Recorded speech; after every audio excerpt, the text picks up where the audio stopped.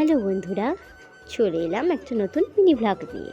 তো সেদিন ছিল শঙ্করতারিণীর পুজো, আর আমাদের বাড়ি থেকে না এই শঙ্করতারিণীর পুজোর দিনটা ভীষণ মানা হয়। আর আমরা সেদিন ভূত শহরে মানে বাঁকুড়ার ভূত শহরে শঙ্করতারিণীর মন্দির আছে, সেখানেই আমরা পুজো দিতে যাই।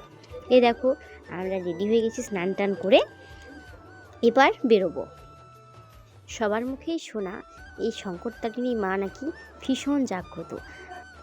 এই মায়ের কাছে যা চাইবে মা নাকি তাই দেয়। আর এই শঙ্করতারিণী মন্দিরে অনেক বড় মেলা বসে, অনেক ভিড় হয়। এখানে পৌঁছে গিয়ে ফার্স্টেই মাটা ডালা কিনে নেয়। ডালা কিনে একদম আমরা সোজা মন্দিরে চলে যাই। আর এখানে দুটো মন্দির আছে, একটা হচ্ছে ভোলানাথের আর একটা হচ্ছে মা শঙ্করতারিণীর। পুজো দেওয়ার পর ওইখানে কিছু খেয়ে পর আমরা একটু মেলাটাকে ঘুরে নিই। মায়ের মন্দিরে সবথেকে বড় প্রসাদ হচ্ছে টানা মিঠাই। টানা মিঠাই এখানে প্রচুর পরিমাণে বিক্রি হচ্ছিল। ব্যাস আমরাও টানা মিঠাই কিনে নিই, তারপর বাড়ি চলে আসি।